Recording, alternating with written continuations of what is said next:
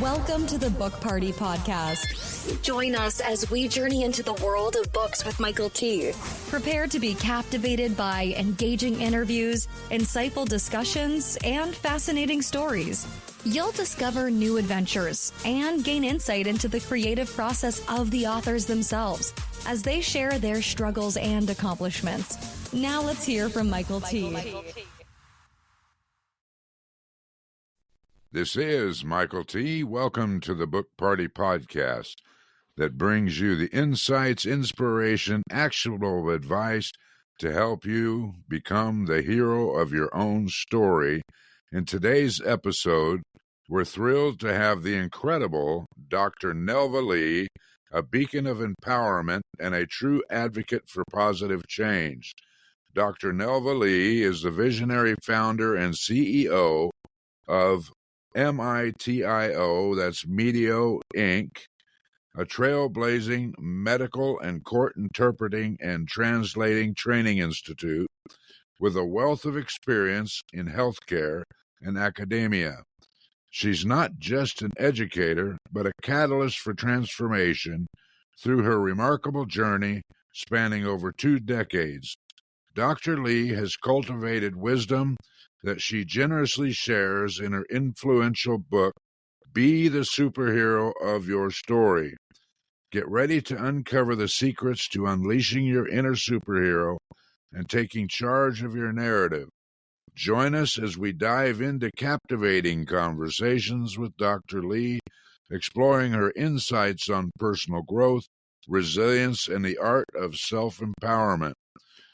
Whether you're a healthcare professional, a student, a community leader, or anyone seeking to create a positive impact, this podcast is your gateway to harnessing your own superpowers.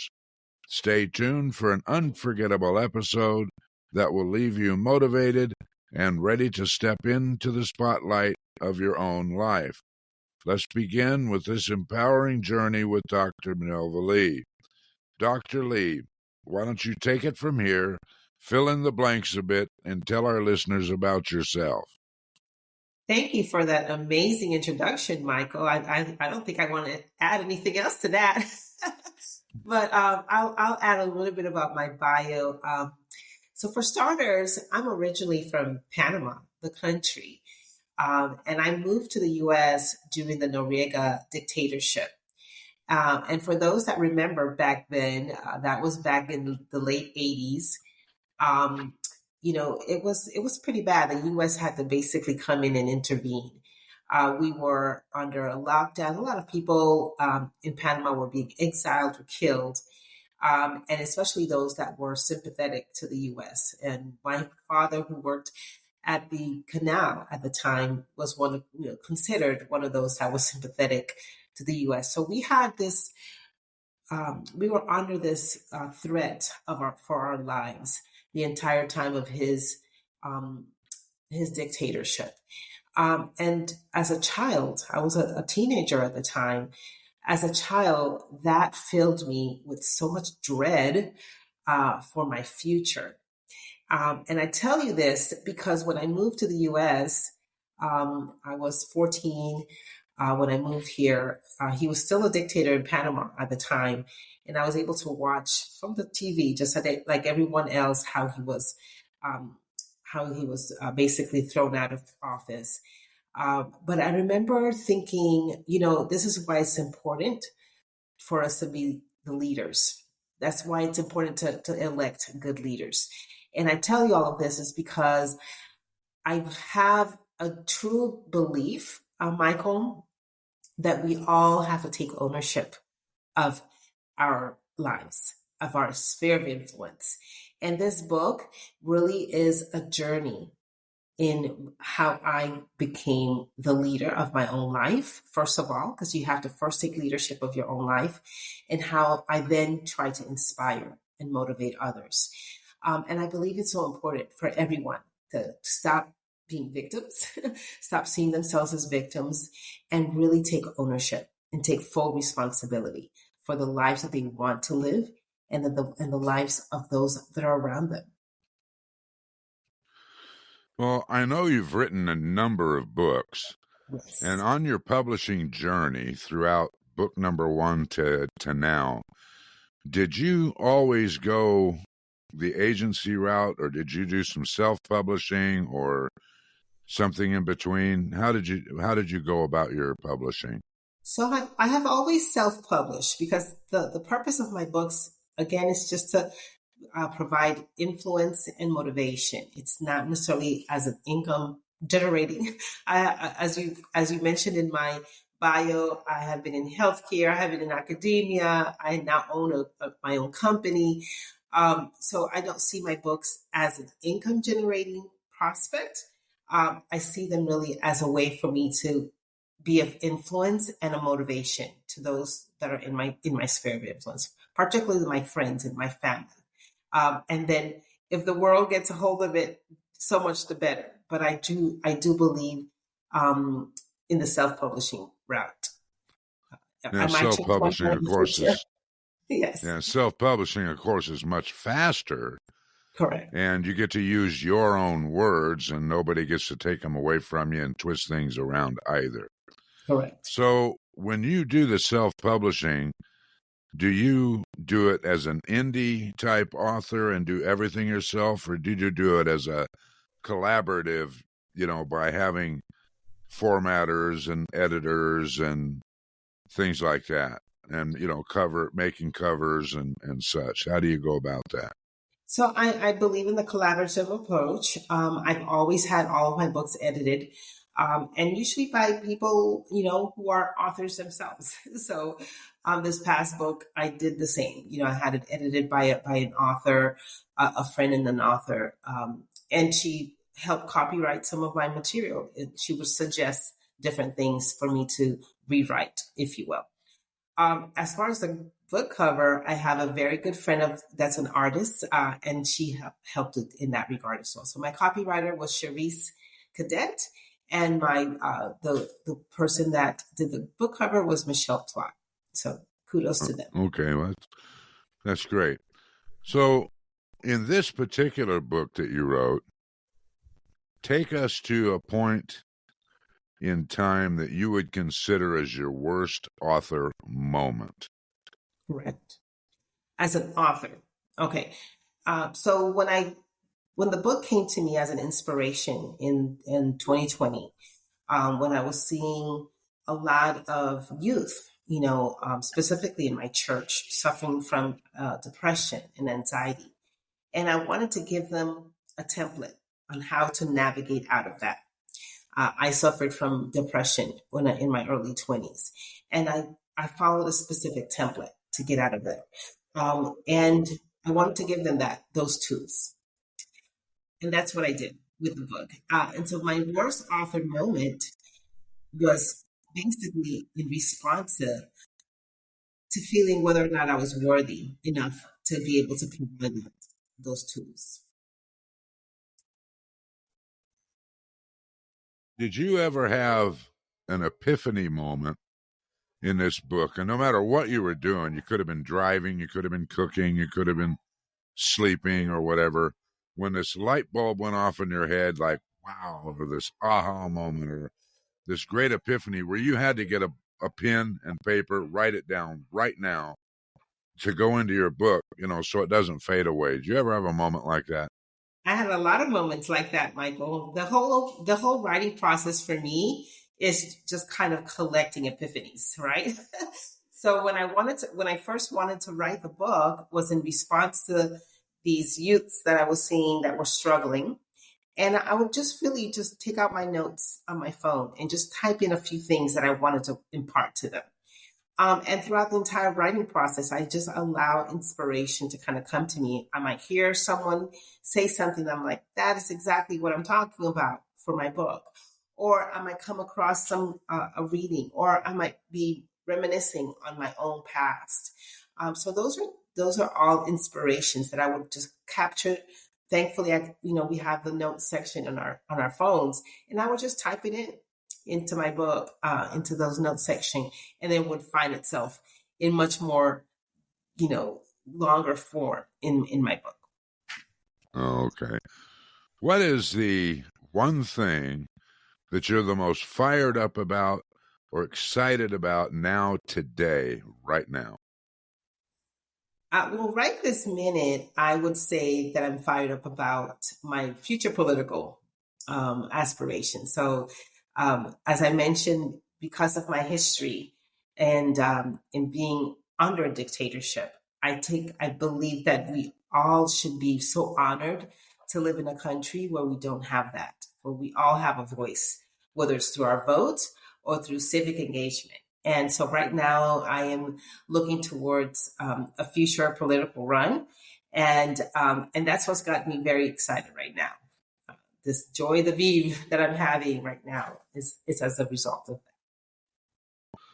Well, this is Michael T. We invite you to go to the bookpartypodcast.com, hit that subscribe tab on top, then scroll down to the icon of your choice, such as Apple Podcasts, Spotify, Amazon Music, iHeartRadio, or Odyssey, where you can download and follow us there, and please leave a review. Please don't forget to sign up for our video newsletter to get the information on our upcoming shows. Now, Dr. Lee, we're entering the lightning round. In the lightning round, we have 4 pointed questions for 4 pointed answers.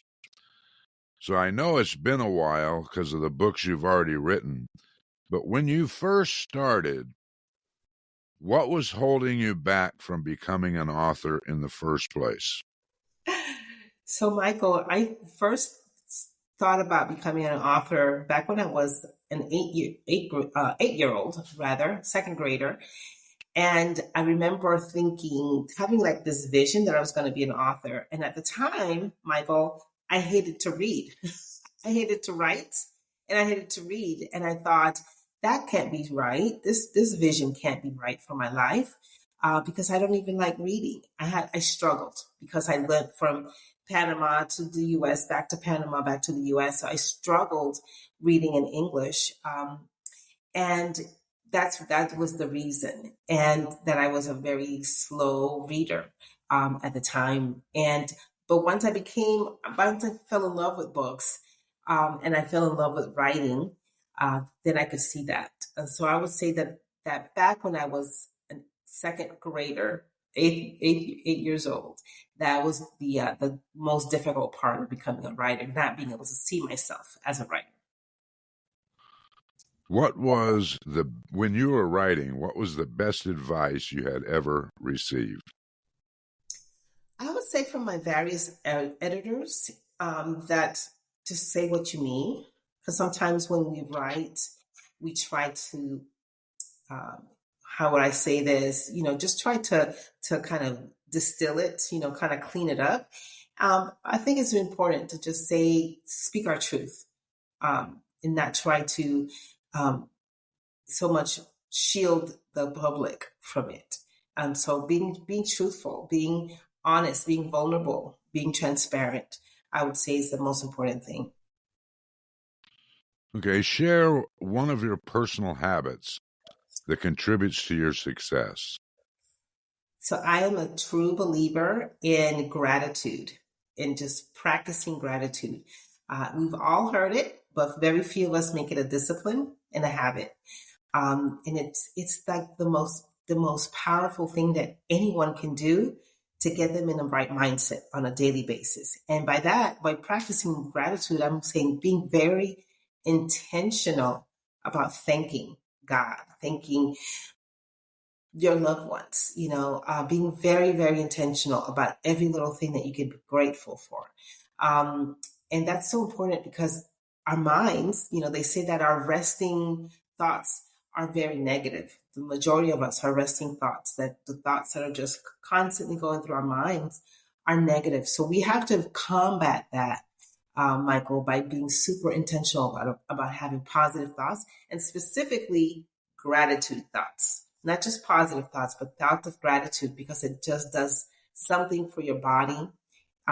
It really helps to heal you, and it also helps to attract really positive things into your life. So I would say attracting gratitude and making it very intentional about doing that. At least 3 things before you go to bed.